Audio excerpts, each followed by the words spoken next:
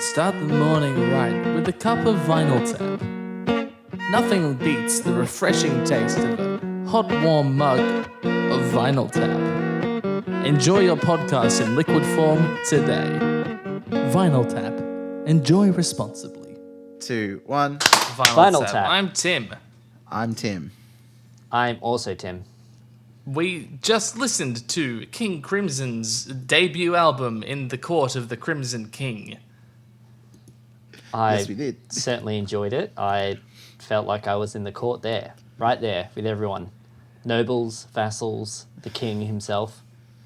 The king's family, no doubt a bunch of pricks, but we're not here to talk about the court itself, we're here to talk about the album, which, by every document that I can find, claims this album to be progressive rock. And I would like to open that can of worms because I know that Beebs has some worms to eat from that can. I do have some worms to eat. And you know what was really interesting? Was that I was like, oh, you know what? This sounds like this group and this dude and this whole label. And then I searched all those people up and they're also listed on Google as progressive rock, which threw me a little because I wouldn't call... what groups were they? Yeah, give us some examples. The guitarist, there's a label called ECM, and they've got heaps and heaps of like, the best thing, I don't know, you just call it free jazz, essentially. So there's like Egberto Gismonti, who's a, I'm not going to say his nationality because I forgot, but he's a guitarist. Joe Beck, and then like, Joe Farrell, Herbie Hancock, even like, I don't know, Mingus and, Miles Davis have like this band kind of, or this album sort of sounded like them, was reminiscent of them. Yes. Which, I don't know, I wouldn't call any of those sounds prog rock. Wait, so are you saying that like some sources cited Miles Davis and Mingus as prog rock, or just No. I feel okay? No, I didn't find that. I feel like you're like collapsing two terms into one here of like progressive and prog rock into like progressive rock into the same thing, which they're not. Like they can be. Go on. Good Go old Venn on. diagrams. Because you can be progressive in any style or genre, and include elements of that genre within your other progressive styles. Right. By that definition, then like Mozart sonatas are progressive. Yeah, I mean to a certain extent, but this is obviously like a very rock-based sound, but that has Is it the though? influences. I don't think this is a rock For the based time. sound. Okay. Really Cast at all. yourself For the back to time, though. 1969, and Yeah. then you'll start to like. I think there's a better picture of what counts as rock and what counts as prog, because this was still very loosely defined. It's still very loosely defined today, but even like back then, they had no clue what the fuck was going on. 41 years ago, 51 years ago. Holy crap! So all the, like yes, 21st Century Schizoid Man ends with basically modal free jazz. Yeah. And I would say that this is prog rock because it's a rock song. Right, you can't listen to 21st Century Schizoid Man and say that's not a rock song. Like the song part of the song is a rock song, right? Right. Okay, but And then then contrast that with Moonchild, which literally is like, that's free jazz at the end. There is like... It's borderline experimental, Yeah. avant-garde. But again, it's not you're borderline, saying it is. It is experimental, yeah. At the end. Like, Yeah, as after a as ballad. an overall product, it's Okay. predominantly a rock band with these other influences coming in, which is basically what most prog bands are. They've got a kind of defined rock or metal sound, and then they use other elements from other genres to, I guess, spice it up, Right. Look, yeah, I guess so. It reminded me a little bit of, cast your mind back to the Moody Blues. It's funny that you say that. The first album we ever discussed on Vinyl Tap. Exactly. They initially tried to use the same producer for this album as Oh, the Moody really? Blues did. Yes. Yeah. and that didn't end up happening. They ended up self-producing, but yeah, it's very Right. around the same time, and but also I think one of the big things that makes it sound a lot like the Moody Blues is the fact that they're using the Mellotron, just because it's so The Mellotron. yeah. Yeah. There's Mellotron all throughout this album. For those unfamiliar, it's like a pre-synthesizer synthesizer. It's like an analog synthesizer Yeah. because they use tape samples to make sounds. And the incredible thing about performing on a Mellotron is that it has a delayed output. Like, you have to press it half a second before it makes a sound. So it's really incredible the stuff they managed to do with that. A lot of the sounds you heard in this album were on the Mellotron. Really? Not the vibraphone. Yeah. I'm pretty sure the vibraphone all throughout that whole thing in Moonchild was a real vibraphone, because you can't get those extended techniques on tape, like on a synthesizer. So, what kind of tones then? Because there was some, I guess, like you've answered the question that I put all through my notes. Is like, what's making that sound? At first, I was like, oh, maybe it's a guitar with like some really funky effects on it, but No, there's it's like lots of like mostly almost like percussion Mellotron. type of things going on. Xylophones, or the tiny xylophone that's made of metal that kids play with, whose name is Glockenspiel. escaping Der me. Glockenspiel. That's the Glockenspiel. There is a real saxophone and flute, obviously. I think the violin that you would have heard was Mellotron. What about the clarinet, Tim? Those were definitely real clarinets. Okay. Absolutely. I'm pretty sure Ian What's-His-Face is like a full-blown multi-instrumental woodwind player. So, let's just jump right into it. Epitaph has this clarinet choir section, and oh my god. Yeah, the tone Yeah. is... It's beautiful. Gorgeous. It's absolutely to die Absolutely for. gorgeous. And it features... This is what... I'm going to say that this is one of the coolest rock albums I've ever heard. And it's not just because there's a bass clarinet in it, but I'd be lying if I said that wasn't a big part of it. So you hadn't heard this before, had you? Tim? No, I've never heard this album Even before though today. you chose this. Yeah, Yeah. Ah, because I interesting. knew that I had to listen Which to is kind of crazy. And I mean, I think people who are into this sort of stuff really know it, but I think it is a bit not underrated, but Yeah. it's not as in like pop culture as other it. things. Yeah, from what I've because- gathered, the perception of King Crimson is that they're like seminal, completely influential on the genre, but that's like your favorite prog band's favorite prog band, you know, like that kind of niche. Right. Yeah. I can definitely get that. I think It- a lot of that's also to do with the production on this, which is insane. Oh yeah. Because like multi-tracking is obviously a thing, but I think they went through things like 5 generations of tape to get the sounds of like the overdubs that they had on it. Like there's so much overdubbing Wow, really? to get it so full. Which of these days is everything. trivial, but Yeah, back then but it in was 69, incredible it was, work. Yeah. like, phenomenal. Right. Because I was going to sort of, I don't know, the mixing is hard to listen to be honest. It's kind of atrocious a lot of the times. And I for me, that's exactly, I feel like that would be a reason that this isn't an album that I would recommend to my friends who, you know, really like rock or whatever, because it's sort of, like you're saying, it's your favorite prog band's favorite band. It's got a lot of really cool things in it, but it's not really nice, easy listening. It's at one point I thought like my headphones had broken because the left side had just completely, there was nothing in there, and the right side was so full that it was kind of almost deafening. It's very experimental in that kind of way. In every Oh, sense, yeah. musically, even lyrically, the art is experimental, and the production, obviously. But I was going to say They also, went mental with the panning, didn't they? back then you get a lot more bands experimenting with extreme panning than what you do as well compared to Yeah, today. there was no precedent. Because look at, if you've heard Beatles or Hendrix through headphones, you often get songs where you've only got one thing in one ear and not the other. And not the I'm other. not saying it doesn't happen today, but not to the extremes that you get Yeah. so much. And there were moments when there wasn't any separation in the different instruments. I think there's a solo a guitar solo in I don't know where the solo is. I think it's in I Talk to the Wind, but it basically completely dominated the entire right mix, like the right side. And then once it stopped, it turned out that there was just like, a whole bunch of stuff going on. It must have been because there was strings underneath, so it would have been Epitaph. Right.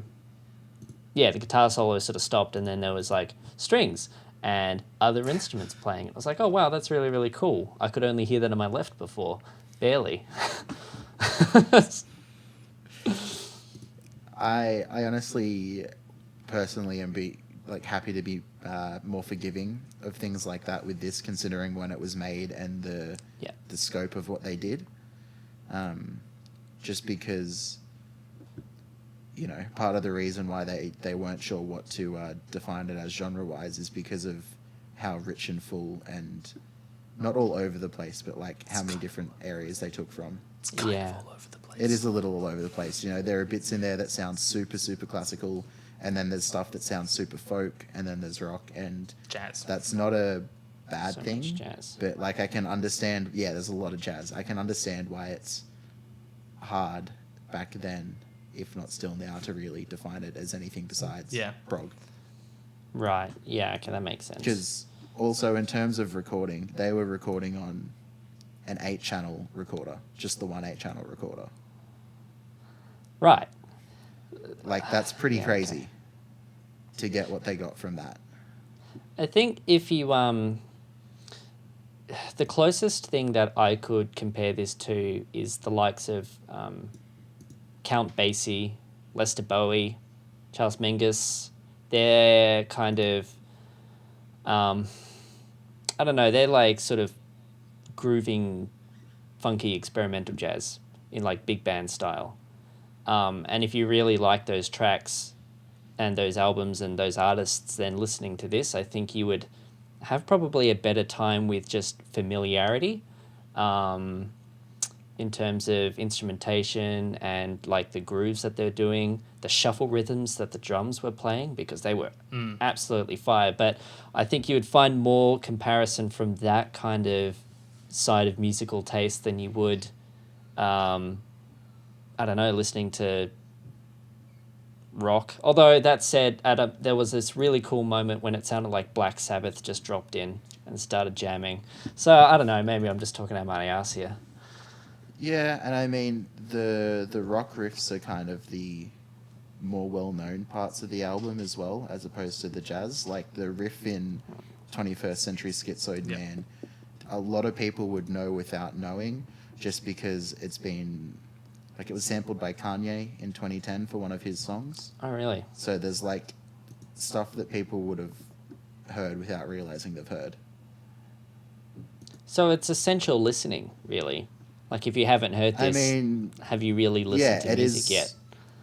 It is a really, really influential album that a lot of people like give credit to as inspiration. Yeah. But it's one of those ones that's not in pop culture like something like Dark Side of the Moon.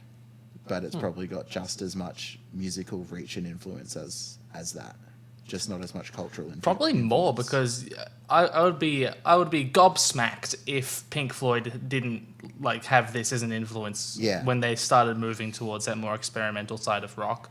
Yeah, because there's, especially all that freeform stuff at the end where there's the call and response between things, just immediately made me think of things like Money, where they had the cash registers lined up, and it's obviously not as freeform, but just doing weird And things. The album opens with these deep chimes panned extreme left and right, and that really reminded me of the start of Time, which I think opens the second half of Dark Side of the Moon.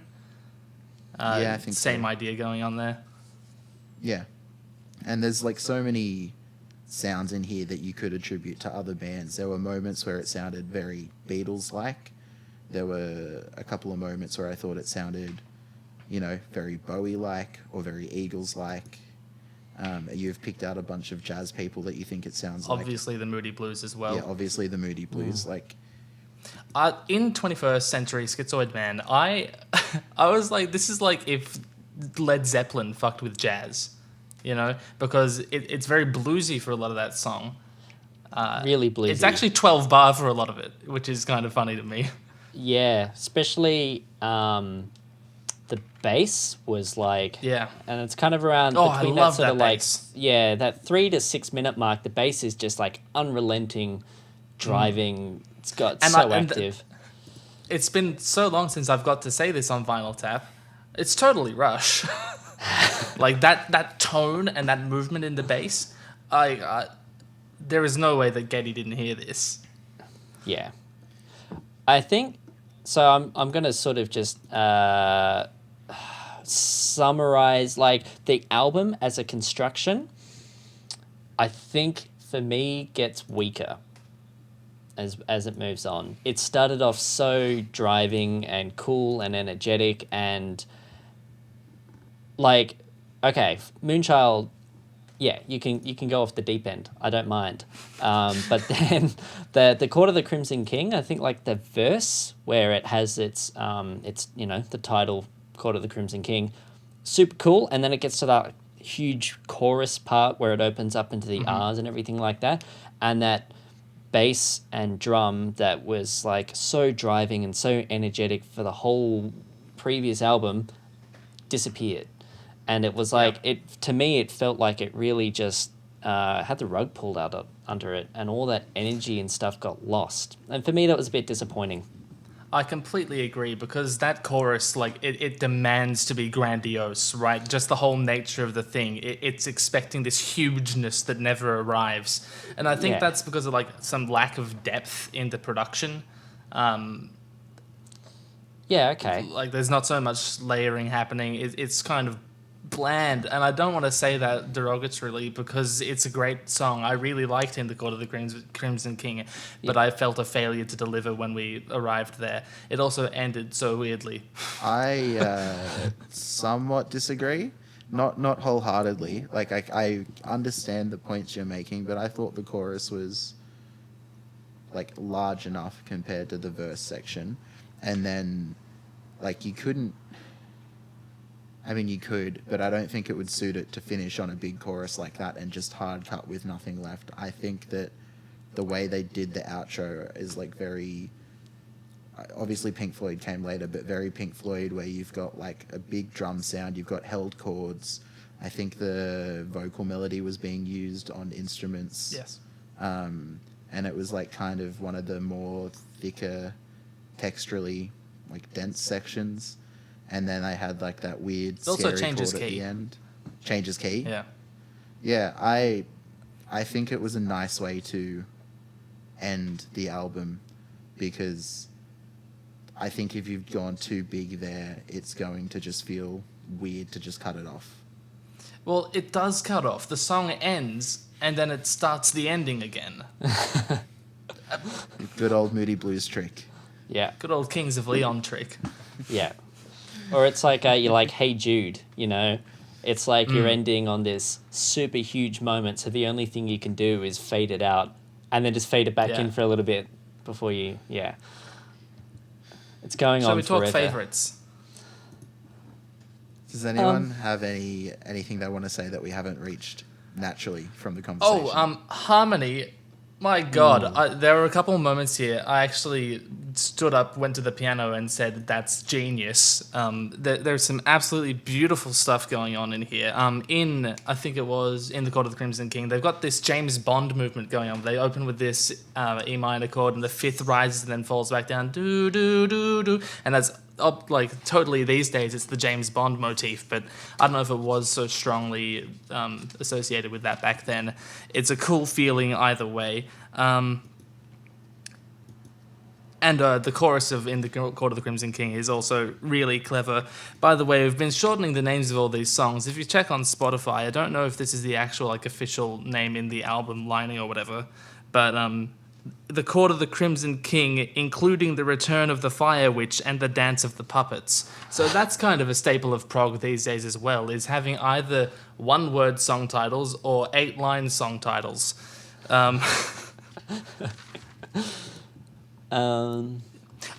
Jason asked me while we were listening about what the fuck was going on during like the second 2/3 of Moonchild.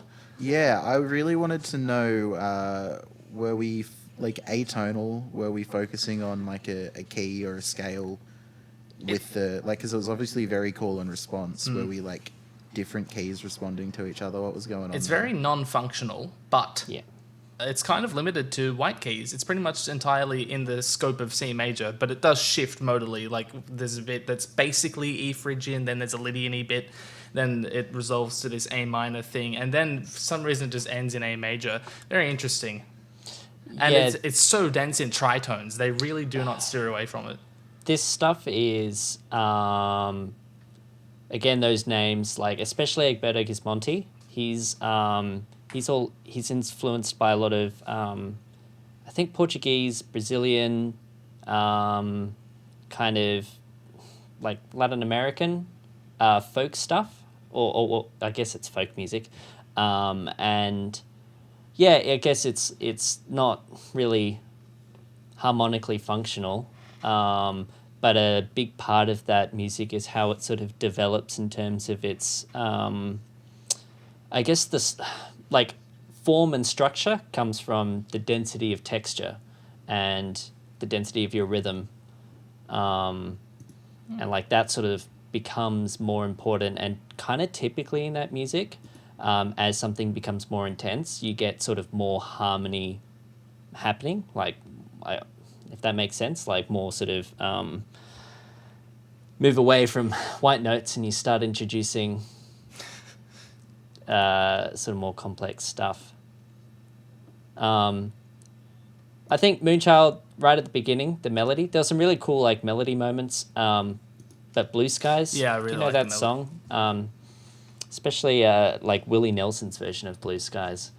I think the melody, it's like, what is it, a perfect fifth, sort of descends down, da da da da da da, and then it kind of does its own thing. But yeah, there were some really nice references in there. Favorite song, probably, I don't know, probably 21st Century Schizoid Man is fun. Epitaph was pretty cool though. I did enjoy it with its nice sort of Godfather-esque sea of strings happening. Jason? I wanted to mention the vocal effect in 21st Century. Oh, Schizoid yeah, Man. I wanted to talk about that too. And the internet, as far as I can tell, seems divided on it. And I'm going to have to look into it more. But basically, it's either a preamp was too high or they ran the vocals through a guitar amplifier. Cool. Which is why it's got that like distorted kind of sound to it. Right. I really liked it. And apparently it was like a first take. And so even though like they wanted to do something to it, but not necessarily that. So even though it wasn't necessarily the effect they wanted, apparently the first take was too good for them not to use. Is that your favorite song, Jason? Yeah. 21st Century Schizoid Man is definitely my favorite song on the album. Okay. Well, I know you've all been waiting with bated breath. The song we've talked about the least, I Talk to the Wind. This is now my favorite song. I fucking love this song. I adore it to no end. And I am offended by the universe that I haven't heard this in my previous 24 years of being alive. I'll never get over this song. It's just beautiful. I love it. I love all of them. I definitely Moonchild think is an ugly child, but I'm its mother and I will love it nonetheless. I Talk to the Wind for me is definitely kind of the easiest to listen to, if that's the right word to use. Like it doesn't have It's any also crazy, intense experimental stuff going on. It's also the the least moodiest. probably rock of it all as well. Yeah. Very folky as well. Click above to find out what else we've spoken about in this theme. Click below to support the artist that we just listened to. And make sure to tune in next week for more Vinyl Tap. That's pretty good.